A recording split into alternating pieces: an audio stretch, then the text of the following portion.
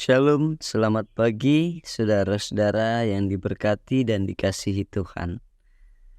Kita berjumpa kembali dalam program Renungan Harian Toraya. Hari ini Selasa 17 September 2024. Saudara-saudara, sebelum kita bersama membaca bagian firman Tuhan dari Kolose pasal 3 ayat 1-11, mari kita berdoa. Terpuji kekal Engkau Tuhan, Allah kami di dalam Yesus Kristus, yang terus memelihara kami dalam kuasa Roh Kudus. Saat ini kami bersama-sama akan membaca firman-Mu.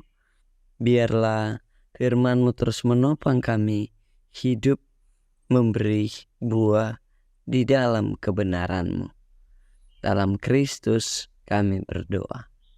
Amin. Kolose pasal 3 ayat 1-11. Karena itu kalau kamu dibangkitkan bersama dengan Kristus, carilah perkara yang di atas di mana Kristus ada, duduk di sebelah kanan Allah. Pikirkanlah perkara yang di atas, bukan yang di bumi. Sebab kamu telah mati dan hidupmu tersembunyi bersama dengan Kristus di dalam Allah. Apabila Kristus yang adalah hidup kita menyatakan diri kelak, kamu pun akan menyatakan diri bersama dengan Dia dalam kemuliaan. Karena itu, mematikanlah dalam dirimu segala sesuatu yang duniawi, yaitu percabulan, kenajisan, hawa nafsu, nafsu jahat, dan juga keserakahan yang sama dengan penyembahan berhala. Semuanya itu mendatangkan murka Allah atas orang-orang durhaka. Dahulu kamu juga melakukan hal-hal itu ketika kamu hidup di dalamnya.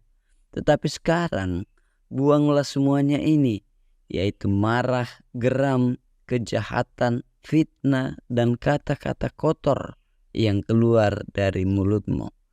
Jangan lagi kamu saling mendustai, karena kamu telah menanggalkan manusia lama serta kelakuannya, dan telah mengenakan manusia baru yang terus-menerus diperbarui untuk memperoleh pengetahuan yang benar menurut gambar haliknya.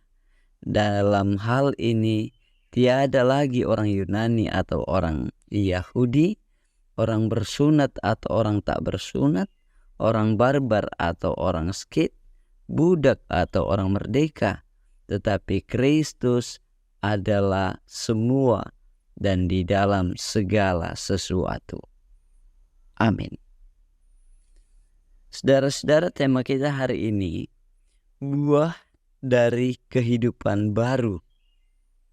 Buah dari kehidupan baru. Buah nakatuan baru.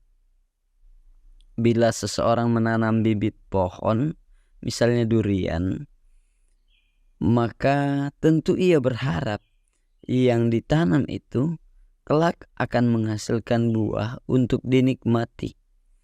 Buah adalah bukti dari tanaman yang dinyatakan tumbuh subur dan segar. Bagaimana dengan hidup keberimanan kita? Firman Tuhan mengajarkan bahwa buah dari kebenaran yang dihidupi mesti tampak dalam hidup yang telah menerima Kristus. Supaya terjadi demikian, maka seseorang haruslah selalu memusatkan perhatiannya pada kehendak Kristus. Sebagaimana bahwa orang Kristen bukan hanya telah mati, tetapi juga telah dibangkitkan bersama dengan Kristus. Seorang Kristen, kewargaannya adalah surga yang mengharuskannya mengubah pikiran dan kehendaknya agar sesuai dengan kenyataan tersebut. Tindakan konkret yang perlu dilakukan adalah mematikan berbagai sikap dan cara hidup manusia lama, serta dosa, percabulan, perbuatan yang jahat, hawa nafsu, keinginan yang jahat, dan kerakusan. Perbuatan tersebut serupa dengan penyembahan berhala, yakni hidup yang tidak lagi bergantung kepada Allah. Sebab semua itu hanya akan mendatangkan murka Allah.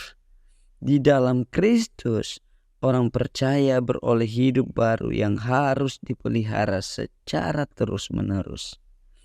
Saudara-saudara, hidup baru pemberian Tuhan telah diperoleh melalui kebangkitan Kristus.